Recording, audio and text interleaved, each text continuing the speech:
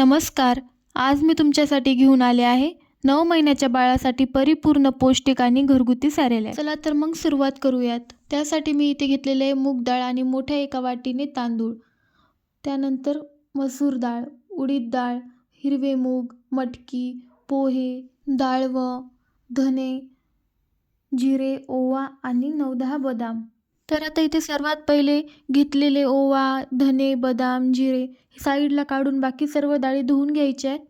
तर धुतल्यानंतर ह्या सर्व डाळी वेगवेगळ्या करून एका कपड्यावर 4 ते 5 घंटे आपल्याला फॅन खाली सुकवून घ्यायच्या. सुकल्यानंतर गॅसवर एक कढई ठेवून कमी गॅसवर हे सर्व एक एक करून भाजून घ्यायचं. तर आता इथे सर्वात पहिले मी तांदूळ भाजून घेतले. तांदूळ आपल्याला 2 ते 3 मिनिटं छान भाजून घ्यायचे. त्यानंतर त्याच कढईमध्ये मूग डाळी भाजून घेतली. मूग डाळी तशीच 2 ते 3 मिनिटच भाजून घ्यायची. जास्त वेळ डाळी भाजल्याने त्या कडक होते, त्यामुळे आपल्याला कमी गॅसवर 2 ते 3 मिनिटं सगळं भाजून घ्यायचंय. तर आता इथे एक एक करून मी सर्व भाजून घेतलं. तर भाजलेलं साहित्य पूर्णपणे थंड झाल्यावर याची बारीक पावडर तयार करून घ्यायची. हे साहित्य मी बाहेरून गिरणीमधूनच बारीक करून आणलं. गिरणीमध्ये बदाम बारीक होत नव्हते, त्यामुळे घरी आल्यानंतर बदाम मिक्सरमध्ये बारीक करून घेतलं.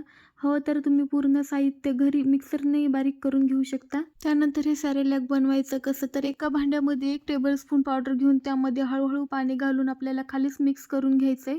खाली मिक्स केल्याने त्यामध्ये गाठी होत नाही. नंतर कमी गॅसवर 5 ते 7 मिनिटं छान शिजवून घ्यायचे. तर इथे तयार आहे 15 ते 20 दिवस आपलं सहज टिकणारं होममेड सॅरेलॅक. हे सॅरेलॅक बाळाच्या वाढीसाठी खूप उपयुक्त असून पचण्यासाठी हलका आहे. तर आता इथे तुम्ही बघू शकता, इथे तयार आहे छान मऊसूत असं आपलं सॅरेलॅक. त्यानंतर थोडंसं गार झाल्यावर बाळाला खायला द्यायचंय. सुरुवातीला 2 ते 3 चमचेच द्या आणि बाळाची पचनशक्ती तपासा.